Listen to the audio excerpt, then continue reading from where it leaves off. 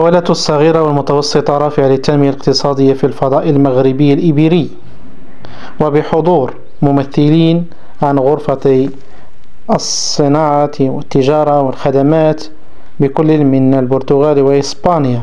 نظمت الهيئة المغربية للمقاولات ملتقى الأعمال في نسخته الثانية تحت رعاية كل من وزارة الصناعة والتجارة ووزارة الانتقال الطاقي والتنمية المستدامة وشركاء مؤسساتيون آخرون.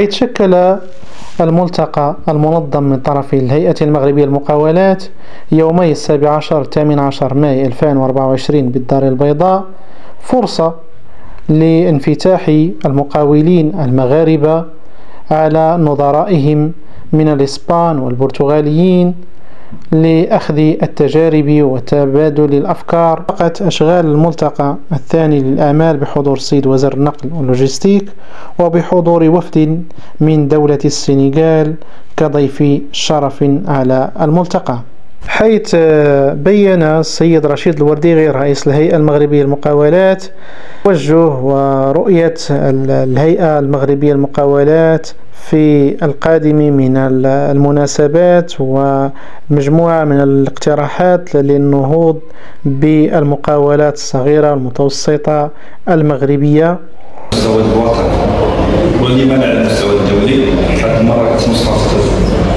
الدار البيضاء سالت ان شاء الله باش تكون في الغرب، التسميه ديال الملتقى تغير. الان عندنا 3 ديال الدول كنشكرهم على الحضور ديالهم: اسبانيا، البرتغال، السنغال.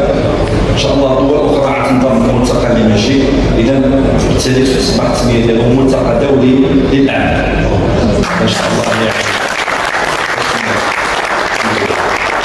أشكر وزارة الصناعة والتجارة معالي الوزير ديال الزول، وزارة الانتقال الطاقي والتنمية المستدامة معالي الوزيرة ليلى جبالي، وزير النقل واللوجستيك معالي الوزير محمد العمجي، والحضور ديالو معنا غرفة الصناعة والتجارة ديال جهة دار البيضاء ستات، غرفة الصناعة والتجارة الإسبانية، البرتغالية، السنغالية.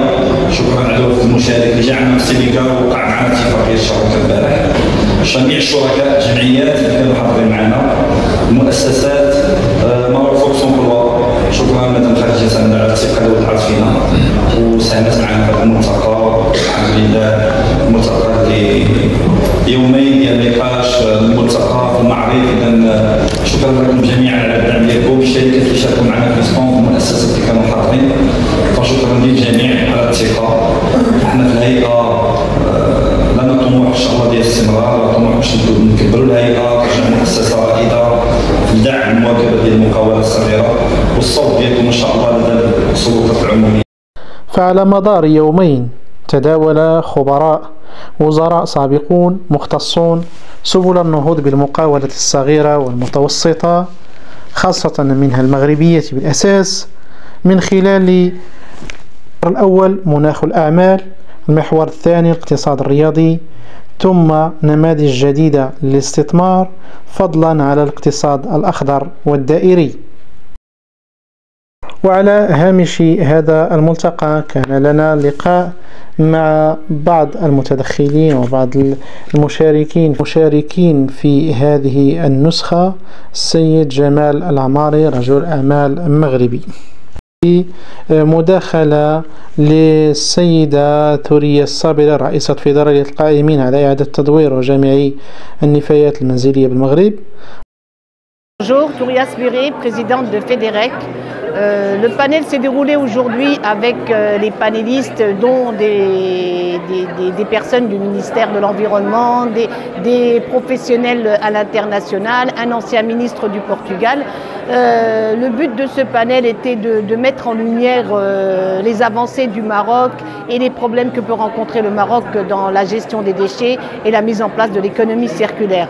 Et surtout l'intégration des chineurs, qui sont des gens, je pense, qui doit être prioritaire dans nos programmes afin de pouvoir les intégrer et faciliter la mise en place de l'économie circulaire au Maroc dans les années à venir. جمال العماري من شركة 365 مارين شيب سيرفيسز من إسبانيا، وكذلك شركة 365 مارين لوجيستيك في مدينة أكادير. هذا هي المرة الأولى اللي كنحضر في هذا الملتقى ديال الإهانيين، والملتقى ديال رجال الأعمال الإسباني المغربي البرتغيزي اللي كيتنظم هنا في مدينة الدار البيضاء. الأجواء زعما ممتازة، العدد ديال المشاركين ممتاز، الطريقة ديال العروض والطريقة ديال المواد اللي كان الحديث عليها فهي ممتازة، جد ممتازة، واحد المستوى عالي تبارك الله عليهم، لا المنظمين ولا الناس المشاركين. فأنا بالنسبة لي كفاعل اقتصادي كنشارك في عدد ديال المهرجانات الاقتصادية، فالحقيقة كنشوفوا أن هذا التنظيم اللي هو 100% مغربي زعما شرفنا بزاف، وخاصة الناس اللي جايين من برا، لأن اللي من داخل يمكن ما كيلاحظوش بزاف هذا الفرق، ولكن حنا اللي جايين من برا كنشوفوا الفرق في التنظيم، الفرق في المستوى، الفرق في المسائل ديال المواضيع اللي تتاح. وبالنسبة للموضوع ديال السنة هذه اللي هو التهيئ 2030 للملتقى الدولي للعرس الكروي الكبير اللي غيتقام في المغرب، فالمواضيع اللي كانت على المستوى ديال ليكونومي سيركولير ولا على المستوى ديال المسائل اللي يمكن تكون اللي تفتح لنا مناصب الشغل جديده، والمسائل اللي يمكن تكون كشركه جديده للتنميه، فهي في مستوى جد رفيع.